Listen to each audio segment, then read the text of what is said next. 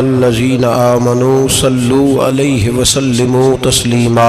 अल्लाहुम्मा सल्लि अला सय्यिदिना व मौलाना मुहम्मदिन मअदनिल जूद वल करम व आलिहि व सहबिहि व बारिक वसल्लिम। हम्द व सलात के बाद कुरान मजीद सूरह बकरा अल्लाह तबारक व तआला ने इरशाद फरमाया, या अय्युहल्लज़ीना आमनू कुतिबा अलैकुमुस्सियाम, ऐ ईमान वालो तुम पर रोज़े फ़र्ज़ किए गए।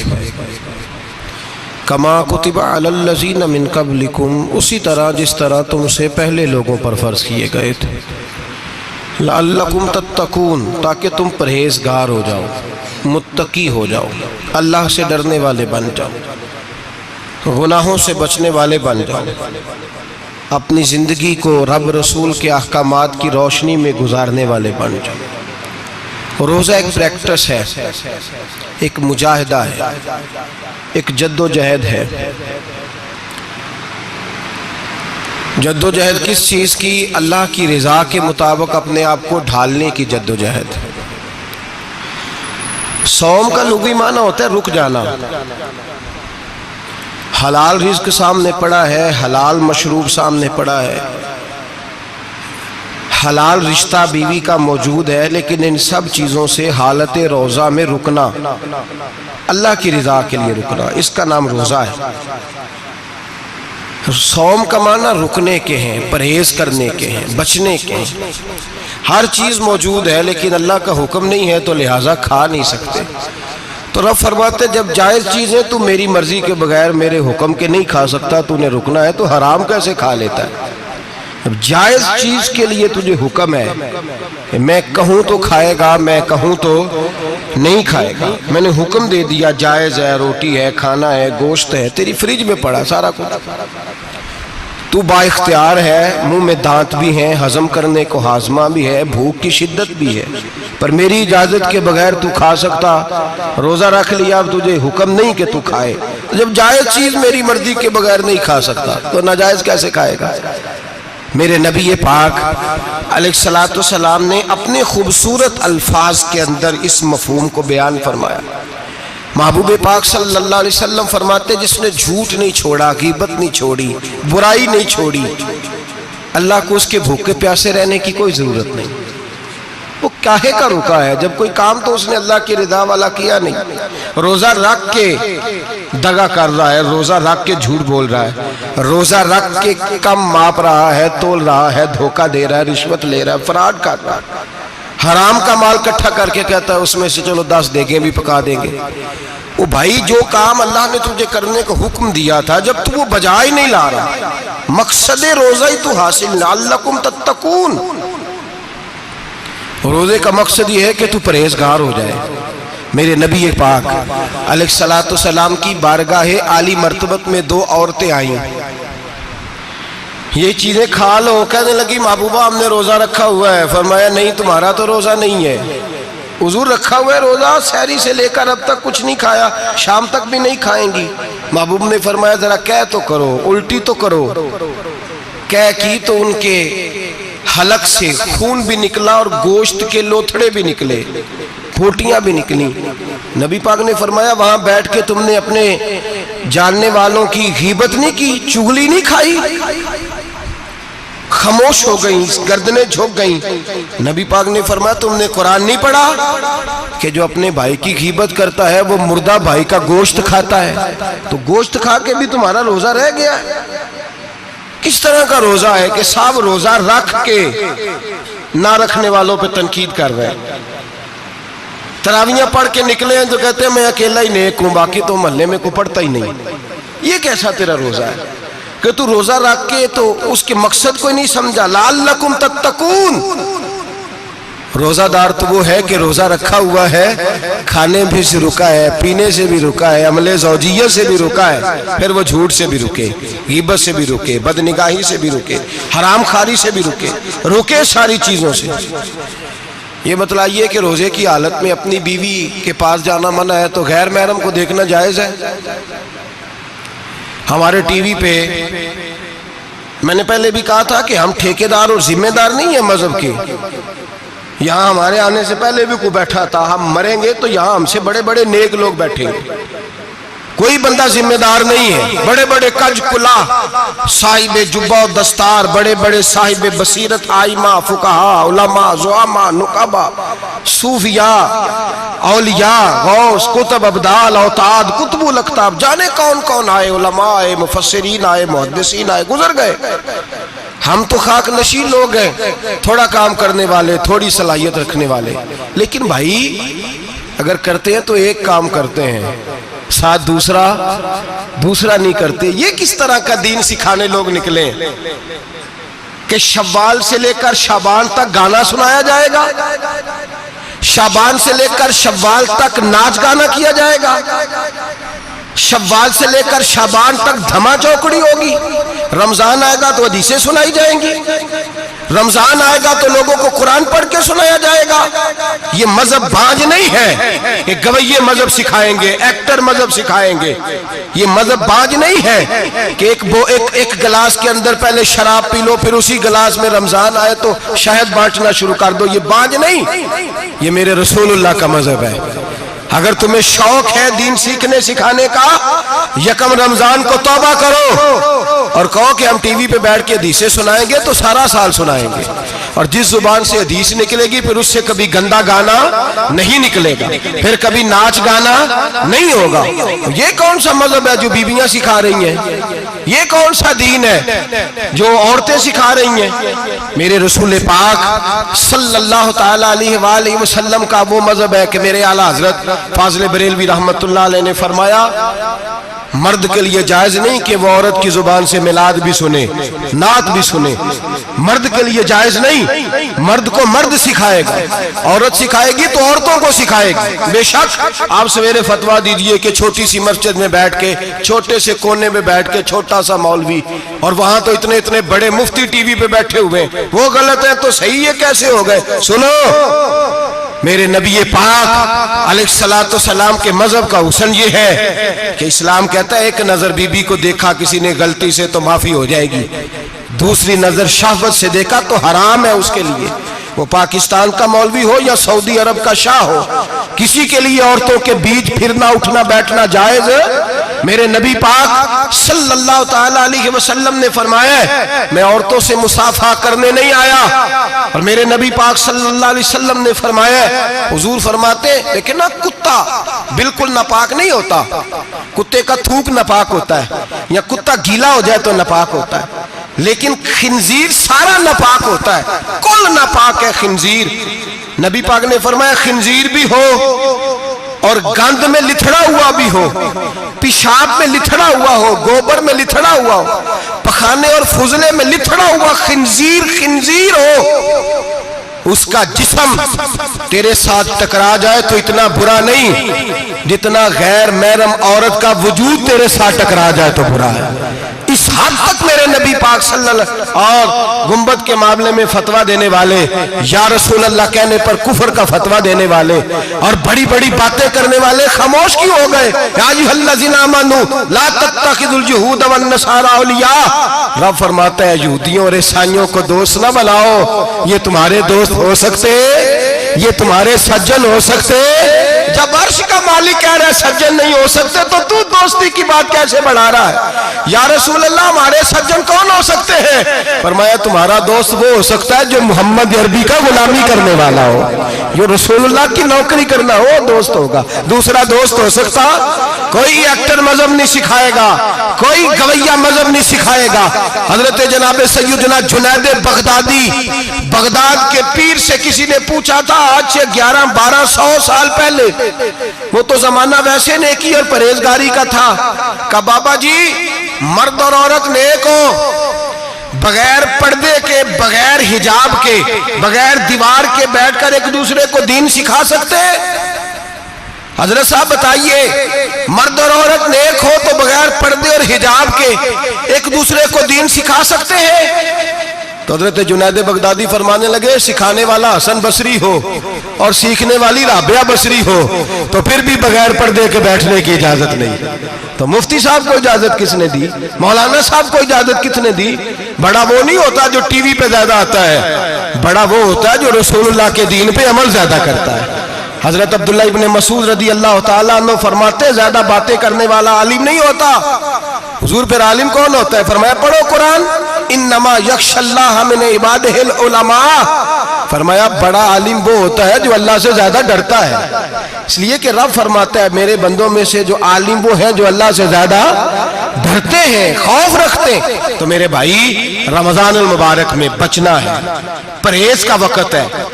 तो कोई शख्स भी कोई शो ना देखे, मेरी मिन्नत है आप हजरात, कोई शो ना देखे। औरत का तो पर्दा है, तो हमें तो तमाशे पे लगा दिया गया। अजीब किस्म के एक्टर आ गए और मजहब सिखा रहे हैं। मेरी अपील है आपसे कि सहरी इफ्तारी के वक्त टेलीविजन बंद रखें। क्या चीज खोल के रखें? या कुरान खोल के रखें या रसूलुल्लाह का फरमान खोल के रखें। अल्लाह रसूल की तरफ तवज्जो रखें, वो सीखने सिखाने का वक्त है। छोड़े गवैयों से दीन सीखा जाएगा। आप हमें कोई शिकवा नहीं, ये पक्की तौबा करें, सवेरे आए आके दीन सिखाएं। और मैं उनसे भी अपील करूंगा कि आओ दीन सिखाओ। हजरत फुजैल बिन अय्यास फरमाते मैं डाकू था, कभी कभी छुप छुपा के जुमा पढ़ा करता था, फिर मैंने तौबा की तो सच्ची तौबा की, फिर मैंने तौबा की तो रब को राजी करने वाली तौबा की, फिर मैंने तौबा की तो छोड़ी हर शय, गरीबों का लूटा हुआ माल वापस किया, जिसके पैसे न दे सका उसके घर में जाके उसकी भैंसों को चारा डाला, उसके ऊंटों की खिदमत की, मैंने कर्जे चुकाए। फरमाया मैं सच्ची तौबा करके मस्जिद आया, जिस खतीब के पीछे मैं जुमा पढ़ा करता था वो मेरे हाथ पे बैठ करके मुरीद हो गया। अल्लाह तबारक व तआला ने अपने बंदों के दिल मेरी तरफ फेर दिए। फिर तुम्हें उसमें इनाम देने की जरूरत नहीं पड़ेगी। फिर तुम कुटिया नशीन बन के भी दीन फैलाओगे तो अल्लाह उसमें तासीर पैदा फरमा देगा। तो रोजे का माना रुकना है। रोजे का माना बोलिए, रोजे का माना रुकना। किससे? झूठ से, गीबत से, बदी से, बदनिगाही, खाने पीने। रोजा किस पे फर्ज है? अमीरों पे के गरीबों पे? जी कहने ने मैं तो काम ही मेरा तो काम ही मेहनत मजदूरी वाला, मैं कैसे रोजा रखूं? मैं तो दिहाड़ी लगाता हूं तो रोजा कैसे रखूं? मैंने नहीं किसी हदीस में पढ़ा कि रोजा वो रखे जो दफ्तर में बैठता है। सहाबा के जमाने में तो दफ्तर होते ही नहीं थे, किसी जगह नहीं लिखा हुआ रोजा वो रखेगा जो एसी में बैठता है, तब तो एसी थे ही नहीं। हजरत अबू बकर सिद्दीक रज़ी अल्लाह तआला अन्हु से लेकर जनाब बिलाल तक सारे अपने हाथ से काम करते, सारे अपने हाथ से काम करते, सारे। हजरत उमर फारूक रज़ी अल्लाह तआला अन्हु खलीफा वक्त होने के बावजूद माले गनीमत के ऊंट चरने जाते थे तो चरागाह में छोड़ने में जाते थे, लेने भी आते थे वापस। सारे लोग अपने हाथों से मुशक्कत वाले काम करते। हजरत बिलाल मजदूरी करते, सलमान फारसी मजदूरी करते, मिकदाद मजदूरी करते, सहाबा मजदूरियां करते, रोजे रखते। और रमजान के जाने का वक्त होता तो दरे रसूल पे खड़े होकर अर्ज करते महबूबा दिल नहीं भरा, दिल करता है कभी रब सारा साल ही रोजे ता करे, सारा साल रमजान दे तो हम सारा साल रोजे रखने को तैयार है। जज्बा था, ताकत थी, मत थी। आज नौजवान लड़का है कहता है मुझसे भूख बर्दाश्त नहीं होती। मेरे भाई रब बीमारी ला देना, अल्लाह से दुआ मांगे अल्लाह शिफाए अता फरमाए, और दुआ करें अल्लाह आजमाइश से महफूज फरमाए। आप यकीन करें मैंने लोगों को देखा है हलक से कतरा नहीं उतरता, खुराक की नाली लगी हुई है, आला ग़िज़ाएं पकी हुई पड़ी है। अर्श का मालिक कहता है मैं तेरे हलक से गुजरने नहीं दूंगा, कानून बन गया। मैंने देखा है ड्रिप पे लोग जिंदा है, बोतल लगी हुई है ग्लूकोज की, गुजारा चल रहा, आला ग़िज़ाएं पड़ी है, लाखों रुपया तिजोरी में पड़ा है। मालिक कहता तू नहीं खा सकता तो वो खाने नहीं देता, नहीं खाने देता। एक शख्स यूरोप के इलाके का, मैं किसी कालम नवीस का पढ़ रहा था, वो कहता मेरी खरबों में जायदाद है लेकिन मेरे मैदे में ऐसी तकलीफ है कि मैं आटे को छान कर जो ऊपर से बूरा निकलता है सिर्फ वो खा सकता हूं, उसके अलावा मैं कायनात की कोई नेमत खा नहीं सकता। और मेरे भाई वो जब चाहे तो बड़े बड़े खाने खाने से तुझे रोक दे, तेरे दांत चबाने के काबिल ना रहे, जुबान निगलने के काबिल ना रहे, मैदा तेरा हजम करने के काबिल ना रहे, वो जब चाहे तो जो मर्जी कर ले।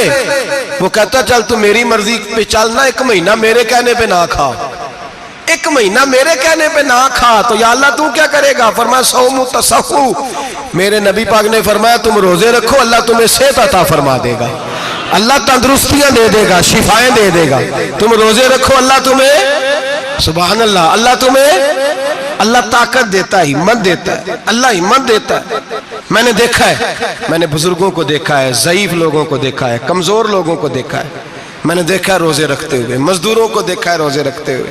मैं अपने अब्बा जी को कहता, अब्बा जी इतनी सख्त गर्मी और मजदूरी आप करते और मजदूरी के आलम में रोजा रखते, तो कहते पुत्र रोजा की आंदा है, रोजा कदों को जाता है, रोजा अपनी जगह ते वे मजदूरी अपनी जगह होते। और कई दफा मैनू फरमान लगे, मैनू यार समझ कोई नहीं लगती, पता नहीं रोजिया चला ताकत कितों दे छड़दा इन्नी ज्यादा, काम भी ज्यादा करीदा है ते रोजा भी भाई सौमु तसखु, मेरे मुस्तफा ने फरमाया तो रोजा रख, अल्लाह तुझे सेहत अता फरमा देगा। रब ताला तुझे, यहाँ होटल खुले हुए हैं, यहाँ अजीब हालात है, होटल खुले हुए हैं, लोग बहाने ढूंढते फिरते हैं, कहते हैं कट लग गया था, जरा थोड़ा सा खून निकल आया, सनी प्लास लगाई है तो रोजा नहीं रखा, ये जरा मुझे थोड़ी दिक्कत हो गया तो मैंने रोजा नहीं रखा, खांसी लग गई है तो रोजा नहीं रखा। ओ खुदा के बंदे, रोजा तो नेमत है। और सुभान अल्लाह, मेरे नबी पाक ने फरमाया लिकुल्ल शैइन ज़कात व ज़कातुल जसद सौम, फरमाया हर शय की ज़कात होती है, वजूद की ज़कात रोजा है। रोजे रखो जिस्म की ज़कात निकल जाएगी। फाका करना भी मेरे नबी पाक की सुन्नत है, मिसवाक करना भी सुन्नत है और फाका करना भी। मिसवाक वाली सुन्नत ज्यादा अपनाते हैं लोग, फाका करना भी नबी पाक की सुन्नत है। एक साहब मुझे कहने लगे जनाब बैठ के खाना हुजूर की सुन्नत है, मैंने कहा कभी कभी ना खाना भी नबी पाक की सुन्नत है, ना खाना भी हुजूर की सुन्नत है। और हमारे फुकाहा ने लिखा है जो रोटी ज्यादा खाता है उसमें दो बातें पैदा हो जाती हैं, क्या क्या, एक बोलता ज्यादा है, दूसरा सोता ज्यादा है, गाफिल हो जाता है। फाका और हकीम अतिब्बा डॉक्टर कहते हैं कि पेट खाली रहे ना जिस आदमी का, उसका हाफजा मजबूत होता है, उसके ज़हन की गिरा खुलती है। ज्यादा खाने से तो खुमारी चढ़ती है, दिमाग ढूंढते फिरना, रोटी किधर से आज अच्छी है, घर में नहीं पकी तो होटल चले जाना, खाने के सिवा और काम ही कोई नहीं। ओ साहब, मेरे नबी पाक अलैहिस्सलाम ने फरमाया काफर 7 आंतों से खाता है, 7 आंतों से, और फरमाया मेरा मोमिन 1 आंत से खाता है। उसके वजूद में खाने वाली 1 आंत है, काफर 7 आंतों से खाता है। फाका कशी से नूरानियत पैदा होता है, कम खाना। देखे ना, नबी पाक सल्लल्लाहु अलैहि वसल्लम ने अल्लाह से फाका मांग के लिया है, या अल्लाह 1 वक्त रोटी दे, 1 वक्त का फाका दे, मांग के लिए नबी पाक ने, मांग के। हजरत अबू हुरैरा रदी अल्लाह ताला अन्हु फरमाते हैं भूख ज्यादा लगती थी ना जब मुझे, तो मैं हजरत उमर से, अबू बकर से, उस्मान, मौला अली से को मसला पूछ लेता था, और जब मैं मसला पूछता था तो वो मुझे रोटी खिला देते थे। जब मैं उनसे मसला पूछता तो वो मुझे, हजरत अबू हुरैरा फरमाते मुझे भूख लगी, मैं हजरत उमर के पास गया, उनसे मसला पूछा। उनका रिवाज था जब मैं मसला पूछता तो पहले रोटी खिलाते। हमारे बुजुर्ग ये फरमाते हैं कि खाने खिला के दीन पढ़ाओ, सिर्फ तुम्हारा कुतुब खाना नहीं खुला होना चाहिए, तुम्हारा दस्तरखान भी खुला होना चाहिए। किसी ने नबी पाक सल्लल्लाहु अलैहि वसल्लम से पूछा था बेहतरीन मुसलमान कौन है, हुजूर ने फरमाया जो सलाम लेने में पहल करे और रोटी ज्यादा खिलाए, जो रोटी हर वक्त फिक्र करे आ यार तो रोटी खा ले, रोटी खाने की तरफ तवज्जो दिलाए। खिलाना सुन्नत है, ज्यादा खाना इसमें भी फर्क रखे। तो नबी पाक सल्लल्लाहु अलैहि वसल्लम के सहाबी हजरत अबू हुरैरा रज़ी अल्लाह ताला अन्हु फरमाते मैंने हजरत उमर से मसला पूछा, मैंने कहा हुजूर मसला बताएं, तो कहते पहले उनकी आदत थी जब मैं मसला पूछता तो रोटी भी खिलाते, आज उन्होंने मसला ही बताया है, रोटी कोई नहीं खिलाई। तो मुझे कहने लगे अबू हुरैरा तू सोचता होगा रोटी नहीं इसने पूछी, तूने कब से खाना नहीं खाया? मैंने कहा आज सुबह से। तो जनाब उमर कहने लगे मैंने कल सुबह से नहीं खाया। चल अबू बकर सिद्दीक के घर मसला पूछते हैं।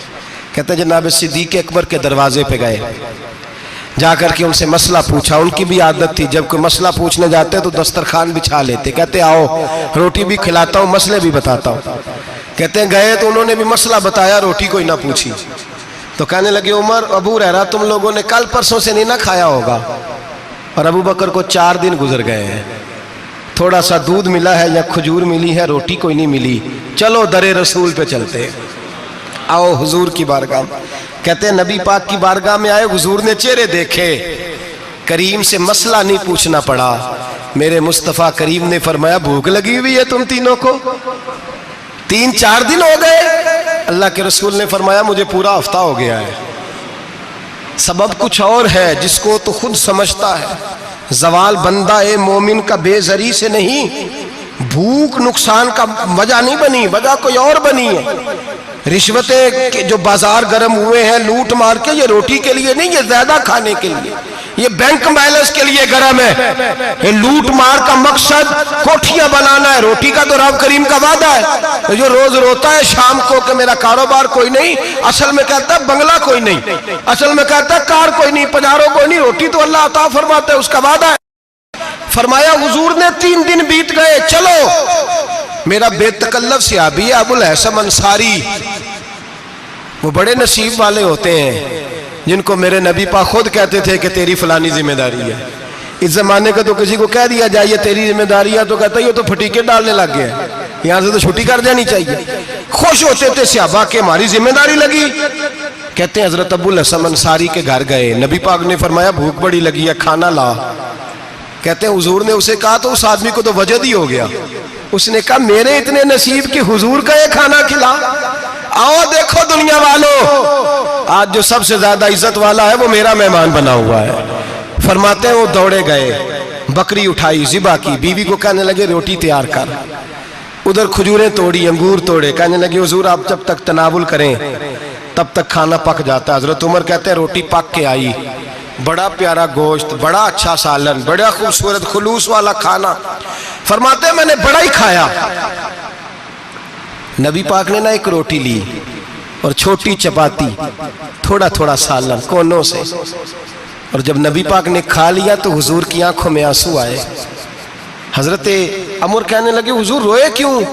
तो नबी पाक ने फरमाया सोचता हूँ 7 दिन के फाके के बाद खाया है, पर डरता हूँ रब इसका हिसाब पूछेगा तो जवाब कैसे देना है, इसका हिसाब भी तो देना है ना जो खाया है। तो हजरत उमर फारूक के हाथ में कुछ चीज थी, जोर से जमीन पे मारी, का महबूबा 7 दिन के बाद भी रोटी खाए तो हिसाब देना है। नबी पाक फरमाने लगे उमर वो मालिक है ना, तो जब देता है तो हिसाब नहीं ले सकता, हिसाब तो देना है, हिसाब तो देना है, तैयारी रखो। सहाबाए किराम फरमाते हमने इरादा किया कि आज के बाद हम फिर फाके करेंगे, कम खाएंगे, इसलिए कि हिसाब देना है। मेरे भाई वो फाका कशी करते थे, डरते थे। यहाँ तो लोग खा के बीमार है, खाते जा रहे हैं, सोते जा रहे हैं, खाते जा रहे हैं, सोते जा रहे हैं। ये भी वक्त आएगा रमजान शरीफ का, सवेरे दर्स पे आओ कहते नींद बड़ी आती है, सवेरे 2 सिपारे पढ़ के सोया करो कहते साहब नींद बड़ी आती है। फजर के बाद ही तो वक्त होता है अल्लाह अल्लाह करने का, शहरी का, खाते जा रहे हैं, सोते। लोग जमात से नमाज नहीं पढ़ते, सो जाते, जमात का सवाब छोड़ के सो जाएंगे। भाई रमजान मुबारक में फाका कशी की ट्रेनिंग होती है, फाका कशी की तरबियत ले, रमजान में रोके अपने आप को, तरबियत होगी। और हमारे सूफिया फरमाते हैं जो ज्यादा खाता है उसका नफ्स उसको ज्यादा पे माइल करता है, ख्वाहिशात नफ्स पैदा होती हैं। मेरे नबी पाक अलैहिस्सलाम ने जवानों को हुक्म दिया है, या माशरल शबाब, ओ जवानों, या रसूलल्लाह क्या हुक्म है? फरमाया या निकाह कर लो अगर ताकत है, नहीं ताकत तो रोजे रखो। हुजूर रोजे से क्या होगा? फरमाया तुम्हारा नफ्स कुचला जाएगा, शैतान वसवसा अंदोजी नहीं करेगा।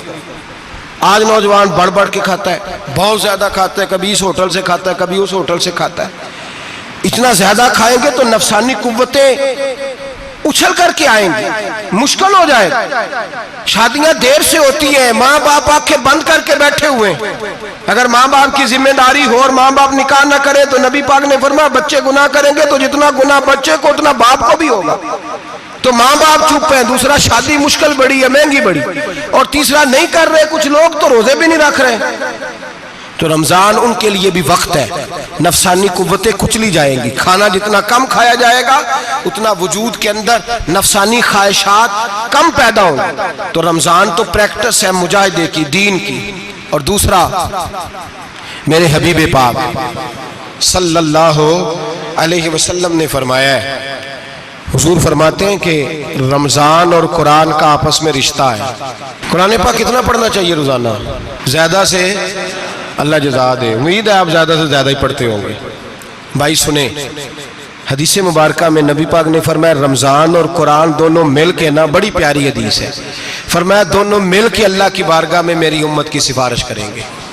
रमजान और अल्लाहु अकबर। किस तरह? नबी पाक फरमाते हैं रमजान कहेगा ए अल्लाह दिन के वक्त मैंने इसे तेरी रजा के लिए खाने पीने से बाज रखा, और कुरान कहेगा या अल्लाह रात को तेरी रजा के लिए खड़ा होकर ये कुरान सुनता था। रमज़ान और कुरान दोनों सिफारिश करेंगे। हम ना बड़ा कुछ पढ़ते हैं, सुनते हैं, सीखते हैं। अब यकीन करें, ये खाते भाई का भाई से इख्तलाफ हो जाए ना तो वो 30 साल पुराने खाते खोल के ले आता है, सारी रात ढूंढता है कि मेरे पैसे कहाँ से निकलते हैं, पढ़ लेता है। कुरान पाक की बारी आती है तो नहीं पढ़ते कुरान पाक। अब्बा जी का ख़त्म होता है तो मांगते फिरते हैं, कहते 2 कुरान पाक, 10 कुरान पाक। ये बातें बतानी नहीं चाहिए, करनी नहीं चाहिए, लेकिन चूंकि तरबियत के लिए बैठा हूँ तो कर देता हूँ। मेरे शागिर्दों से पूछें, यहाँ मदरसा है अल्हम्दुलिल्लाह, दर्जनों तलबा हैं, असातिज़ा है, मेरे पीर भाई हैं। और मेरा ये दावा है कि शायद कोई किसी से इतना प्यार करता हो जितने मेरे शागिर्द और मुरीद मुझसे करते हैं। लेकिन मैंने कभी किसी से नहीं कहा कि ज़रा सूरत फातिहा पढ़ के देना, मैंने अपने अब्बा जी को सवाब देना है। पूछ लें किसी से नहीं कभी कहा, कभी नहीं मैंने कहा कि जरा मुझे थोड़ा सा कुरान पढ़ दें। मैं इसको नाजायज नहीं कहता, पढ़वाना चाहिए, लेकिन मैं अपने वालिदैन के लिए कभी सवाल नहीं करता कि मुझे जरा पढ़ के दो, मैंने बख्शना है। इसलिए कि मैंने ज़ाती तौर पे रूटीन बनाई है। मैं समझता हूँ कि कायनात के अंदर मेरे ऊपर जिन लोगों ने एहसान किए उनमें सबसे ज्यादा हिस्सा मेरे माँ बाप का है। मैं समझता हूँ इस बात को। कितना नालायक हूं मैं कि मैं 1 महीने में एक कुरान पाक भी पढ़ के उनकी रूह को एहसास नहीं कर सकता। मेरा ये तरीका है जाती, मैं कदगन नहीं लगाता, मेरा जाती तरीका ये, अलहम्द से शुरू करो और 2 सूरतें छोड़ के कुरान पाक खत्म कर दो आखिरी, और फिर फलक और नास सूरतें साथ ले जाओ। यहां बैठ के साले सवाब नहीं करना, खत्म नहीं दिलाना, साथ ले जाओ, कब्र पे खड़े हो जाओ और फलक और नास सूरतें कब्र पे बैठ के तिलावत करो। और जो कुरान मजीद पढ़ा है उनकी रूह को वहां एहसाल करो। ओ भाई, औलाद जब माँ बाप के लिए पढ़ती है तो उसे कहना नहीं पड़ता अल्लाह बख्श दे, इसलिए कि औलाद की नेकियां खुद ब खुद माँ बाप के खाते में जमा होती हैं, खुद नेकियां जमा होती हैं। मेरे भाई, तू बच्चों से ये तो मुतालबा करता है कि बेटा इस साल रमजान मुबारक में मेरे लिए सत्तू जरूर बनाना, फलानी चटनी जरूर तैयार करना, ये क्यों नहीं कहता? बीवी से कि डिशे कम बनाना। तू भी बैठ के कुरान पाक पढ़, मैं भी कुरान पाक पढ़ता हूँ। इधर आओ बेटा, यहाँ बैठ के तिलावत करो, मैं भी करता हूँ। बेटी इधर आओ, बैठ के कुरान पाक पढ़ो। कितना वक्त लगता है? हाफिज और कारी और उलमा अगर पढ़े तो 20-25 मिनट लगते हैं कुरान पाक का सिपारा पढ़ने, और अटक अटक के पढ़ने वाला भी पढ़े तो 1 घंटा लग जाएगा। और मेरे नबी पाक सल्लल्लाहु अलैहि वसल्लम ने फरमाया जो कुरान पढ़ते हुए अटकता है अल्लाह उसे डबल सवाब अता फरमाता है। फरमाया जो जुबानी पढ़े सिंगल सवाब, जो देख के पढ़े उसे डबल सवाब। हुजूर क्यों? फरमाया इसलिए कि मेरा कुरान देखने पे भी अल्लाह सवाब अता फरमाता है, कुरान देखने पे भी अल्लाह सवाब देता है, देखने का भी सवाब। रमजान शरीफ में कुरान पाक पढ़े, खोल के पढ़े। और मेरे भाई, अगर तेरा बच्चा पढ़े, अगर तेरी बेटी पढ़े, कायनात का खुशनसीब बाप वो है कि बेटा कुरान पढ़े, चाहे नाजरा ही पढ़े, जिसकी बेटी पढ़े। जिंदगी में इन्हें इस काम पे लगा जाओ, मरने के बाद भी पढ़ेंगे। इमाम जलालुद्दीन सुयूती शाफई रहमतुल्लाह अलैह फरमाते, हजरत ईसा कब्र के पास से गुजरे, कब्र पे अजाब हो रहा था, अल्लाह का गजब बरस रहा था। जनाब ईसा इस्तिगफार पढ़ते डरते गुजर गए। थोड़ी देर के बाद, चंद घंटों के बाद गुजरे तो उसी कब्र पे फूल खिले हुए थे, रहमत बरस रही थी।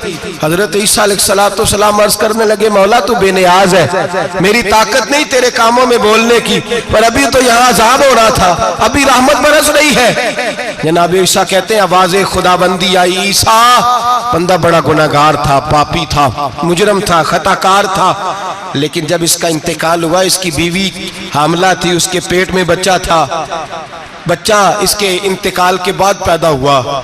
आज वो 4-4.5 साल का हुआ है, मकतब में गया है, मदरसा में गया है, उस्ताद ने बिस्मिल्लाह शरीफ पढ़ाई है। फरमाया उसने तोतली जुबान से कहा है बिस्मिल्लाहिर्रहमानिर्रहीम का, ऐसा मुझे बतला इस जमीन पर वो मासूम जिसे अभी रहमान और रहीम कहना नहीं आता, वो तोतली जुबान से मुझे रहमान और रहीम कहे और मैं उसी जमीन पे उसके बाप को अजाब दूं? फरमाया उसने एक बार रहमान और रहीम कहा है, मैंने उसकी बाप की कब्र को नूर से मामूर फरमा दिया है, नूर से भर दी है कब्र, बरकत से भर दी है। अल्लाह करे मेरे बेटे भी कुरान पढ़े, अल्लाह करे मेरी बेटियां भी कुरान पढ़े, अल्लाह करे हम सब की औलादे कुरान पाक पढ़े। देखिए ना, इमाम आजम अबू हनीफा रमजान में 61 कुरान पाक पढ़ते थे, कितने? 60 टेक। अल्लाहु अकबर। एक कुरान पाक दिन में पढ़ते पूरा, एक रात को पढ़ते, एक तरावी में पढ़ते। 61 कुरान पाक इमाम साहब पढ़ते। आप फरमाते मैंने छोड़ दिए हैं सारे वजीफे, मैं सिर्फ रसूलुल्लाह का कुरान पढ़ता हूँ। रमजान सारा कुरान पाक, सारा रमजान। अब तो आदत ही नहीं रही हमें कुरान पाक की। अगर लोग नाराज ना हो तो महफिल नात होती है तो तिलावतें कितनी होती हैं, और नातें। हमने ज़ौक़ ही नहीं बनाया, ज़ौक़ ही नहीं बनाया हमने तिलावत कुरान का। इसलिए कि कुर्रा उलमा फुकरा इनको हम तैयार ही नहीं कर रहे, हम तो एक्टर पाल रहे हैं जो पैसे लेते हैं नात खानी के। माज़अल्लाह। ओ मेरे भाई, क्या कुरान मेरे नबी की नात नहीं? हजरत आयशा सिद्दीका रदी अल्लाह ताला अन्हा के पास सहाबा गए, कहने लगे अम्मा जी हमें नबी पाक का इखलाक बतलाएं। तो अम्मा जी कहने लगी जाओ जाके कुरान पाक पढ़ो। काला खुलुकुहुल कुरान, सारा कुरान मेरे नबी के इखलाक का ही नाम है। ये सारी नात है, ये सारी नात है। इस नात को सुनने लोग क्यों नहीं आते? इतना राश में अपने नात में उतना तरावी पे क्यों नहीं होता? और मिल्लत का जवान याद रखे, बूढ़े तरावियां पढ़ते हैं, ज़ईफ तरावियां पढ़ते हैं, घुटनों में दर्द है तरावियां पढ़ते हैं, बीमार बूढ़े तरावियां पढ़ते हैं। जवान वहां चौक में खड़े। क्या जवानी इसलिए है चौकों में खड़ा हुआ जाए? क्या जवानी इसलिए है कि सऊदी अरब जाने के लिए पासपोर्ट बनाना हो तो 2.5 घंटे खड़ा रहे तू?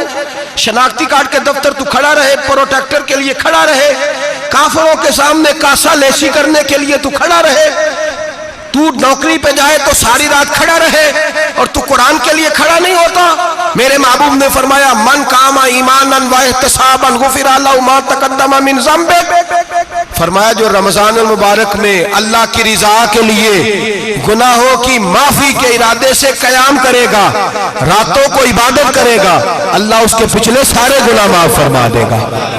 नौजवान इरादा करें, प्रोग्राम बनाएं कि इंशाअल्लाह कुरान पढ़ना भी है, कुरान पढ़वाना भी है, सुनना भी है, और इंशाअल्लाह बोलिए सुनना भी है और पढ़ना भी है और पढ़ाना भी। हिम्मत करें, दलेरी करें, आके खड़े तो हो, अल्लाह तौफीक अता करेगा। पहली बात यह कि रोजा रखें, दूसरी बात यह कि कुरान पाक की तिलावत करें, और रोजा रखें तो रोजे के सारे हुस्न समेत उसे रखें। नबी पाक ने फरमाया रमजान गमखारी का महीना है, गमखारी करें। हमारे ज़माने में 2 किस्म की तकलीफ़ें हैं। एक तो गरीब आदमी, उसका हाल ये है कि वो मांगते ही गुजारा करना चाहता है। उसने हाथ यूं कर लिया है तो अब उसका यूं होने को तैयार नहीं। ज़रूरत अगर किसी आदमी को किसी दरवाजे पे ले जाती है तो बुरा नहीं, लेकिन सवाल का अपने ऊपर दरवाज़ा खोल लेना ये ठीक नहीं। फाका कशी पैदा करें, हौसला पैदा करें, थोड़े पे गुजारा करना सीखें। गरीबों को भी इजाजत नहीं कि वो निकल खड़े हों मैदान में मांगने के लिए। टोलियां निकलती हैं रमजान में, जत्थे निकलते हैं खैरात इकट्ठी करने वाले। बचें। मेरे नबी पाक सल्लल्लाहु अलैहि वसल्लम ने फरमाया जिसने बगैर जरूरत के सवाल किया, जब कयामत के दिन आएगा तो उसके चेहरे के ऊपर गोश्त नहीं होगा, सिर्फ ढांचा ही होगा।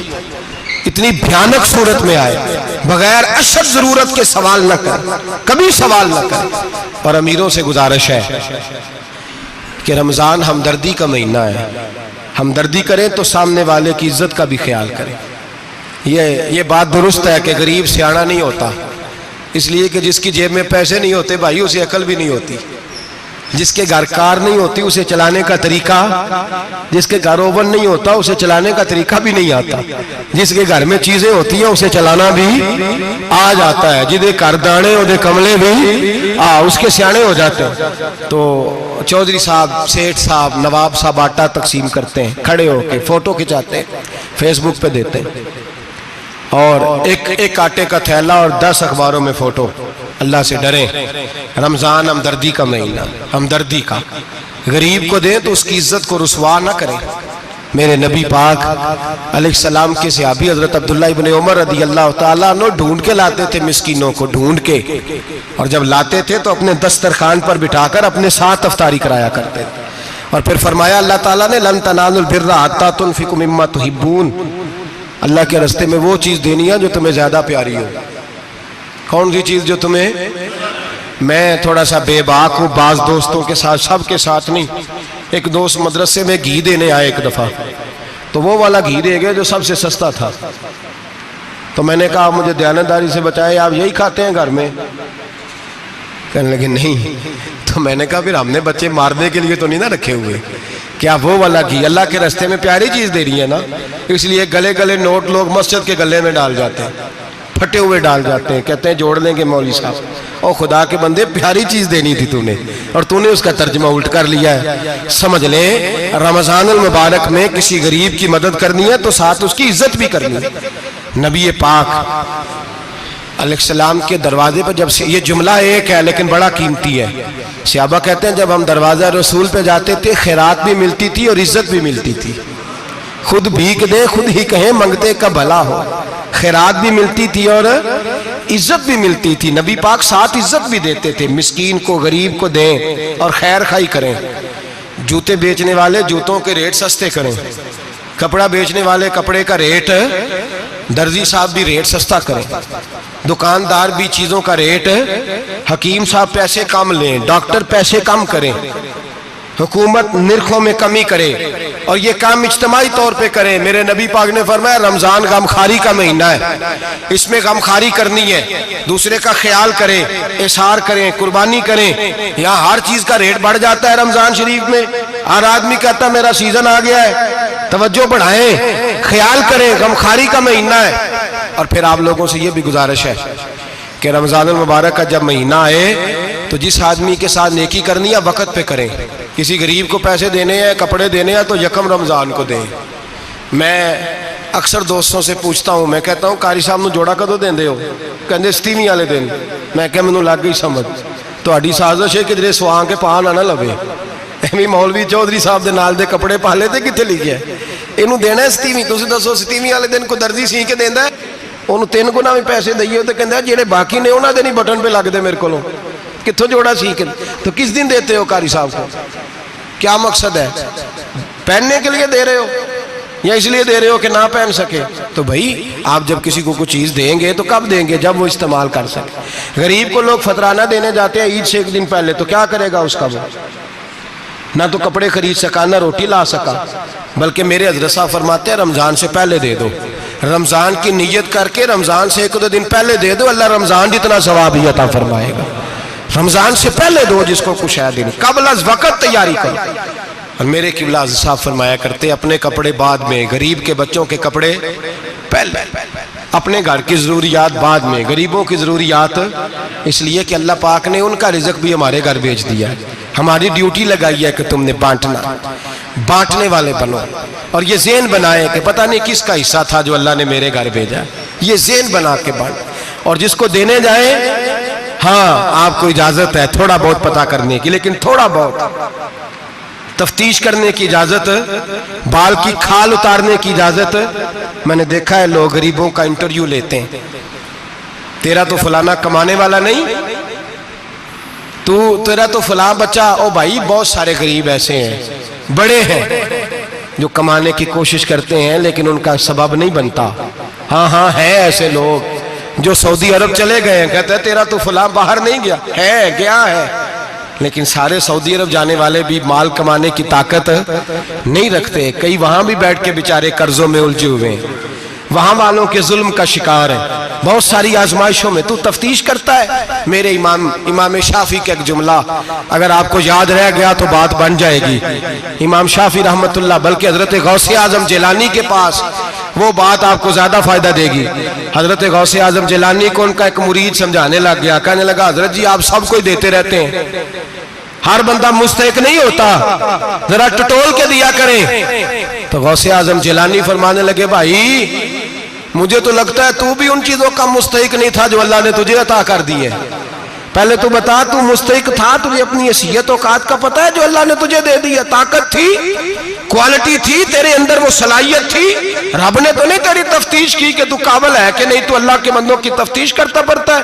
इमाम शाफी फरमाया करते, इमाम शाफी फरमाते रब तुझे परख के नहीं देता, टटोल के नहीं देता, रुसवा करके नहीं देता। तू गरीबों के साथ ये सारा जुल्म क्यों करता है? बस पता चल गया वो जरूरतमंद है तो दे, इसलिए कि अजर तुझे गरीब ने नहीं देना, अजर अल्लाह ने देना है। और अल्लाह अजर अमल पे नहीं देता, अल्लाह तो नियत पे अजर अता फरमाता है। तो नियत देख तेरी किस तरह की। तो मेरे भाई गरीब को दे, कबल अज़ वक़्त दे, रमजान मुबारक में चौथा काम, बात आखिरी और चौथा काम सुने, रमजान में दीन सीखें। शैतान कैद होता है ज्यादा से ज्यादा, और जब आदमियों का पेट खाली होता है ना तो ज़हन जो होता है ना वो भी उसका फ्रेश होता है। उसमें कोशिश करें दीन सीखने की। मेरे नबी करीम सल्लल्लाहु अलैहि वसल्लम ने इस दीन को इल्म का दीन करार दिया है, शऊर का दीन करार दिया है, फहम का दीन करार दिया। नबी पाक सल्लल्लाहु अलैहि वसल्लम ने फरमाया, एक इबादत करने वाला इशा के बाद खड़ा हो और फजर तक नमाज पढ़ता रहे। एक आलिम दीन इशा पढ़ के सो जाए, उठ के फजर पढ़ ले, तो वो 70 इबादत करने वालों का दर्जा ज्यादा नहीं, आलिम का दर्जा फिर भी ज्यादा है। उस आलिम दीन का दर्जा ज्यादा है, इसलिए कि वो लोगों को आगाही देता है, शऊर बख्शता है। ये दीन जो है ये, और नबी पाक सल्लल्लाहु अलैहि वसल्लम ने फरमाया, इबादत करने वाले पर आलिम का दर्जा उतना ही ज्यादा है जितना मेरा दर्जा अपने गुलामों पर ज्यादा है। आलिम को हुजूर ने इतना बड़ा मकाम दिया। दीन सीखें, शऊर हासिल करें। ये फकाहत का दीन है, शऊर हासिल करने का दीन है। और नबी पाक सल्लल्लाहु अलैहि वसल्लम ने फरमाया, दीन की एक बात सीख लेना 1000 नफल पढ़ने से ज्यादा दर्जा रखती है। दीन की एक बात सीख लेना 1000 जनाजे में शिरकत से ज्यादा दर्जा रखती। दीन की एक बात सीख लेना, मेरे नबी पाक सल्लल्लाहु ताला अलैहि वसल्लम इरशाद फरमाते, 1000 मरीज की इयादत करने से ज्यादा दर्जा रखती। फरमाया, जिसने रात के एक लम्हे में दीन की एक बात सीखी, अल्लाह उसे सारी रात इबादत करने से ज्यादा सवाब अता फरमाएगा। मेरे अर्शा फरमाया करते, जब सीखने वाले को ये सवाब मिलेगा तो बताइए सिखाने वाले को कितना सवाब मिले, उसे अल्लाह कितना दर्द। रमजान आ रहा है, शैतान कैद है, दीन फैलाने की कोशिश करें, जद्दोजहद करें। बड़ी नींद आती है फजर पढ़ के, लेकिन अगर किसी का इरादा बन जाए कि दीन सीखना भी है और दीन बच्चों को, तो फिर कोई नींद गलबा। एक मिसाल एक आलिम ने समझाई। कोई बुजुर्ग थे, दरवेश आलिम, उनके पास एक औरत आई, कहने लगी, मैं बच्चों को सवेरे बड़ा जगाती हूँ, बच्चे जागते नहीं नमाज के लिए। बड़ा अजीब जवाब दिया बुजुर्गों ने, दरवेश ने, आलिम ने। कहने लगे, बीबी क्यों नहीं जागते, जगाया कर, बेदार किया कर, उठाया कर। कहने लगी, बड़ी जद्दोजहद करती हूँ, उठते नहीं, बेदार नहीं होते। अल्लाह वाले थे ना। कहने लगे, ये बता, अगर उस कमरे में आग लग जाए तो फिर बच्चों को कैसे बेदार करेगी? आग से बचाने के लिए क्या करेगी?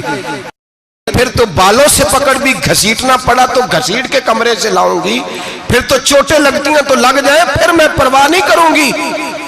आप फरमाने लगे, यूं समझ ले जहन्नम की आग जल रही है, अगर तेरे बच्चे ने नमाज ना पढ़ी तो आग लग जाएगी, अगर इसने इबादत ना की तो उसे आग, अब जैसे भी तुझे उठाना पड़ता है उठा घसीट के बाहर ला, लेकिन उसकी नमाज कज़ा। नींद बड़ी आ रही है सवेरे, लेकिन अगर दीन ना सीखा तो मुश्किल हो जाए। जैसे भी अपने आप को जगाना चाहिए, हिम्मत करनी चाहिए, दलेरी करनी चाहिए। तो हमेशा मिदहत खैरुल अनाम में गुजरे, दुआ है ये उम्र दरूद व सलाम में गुजरे। आखिर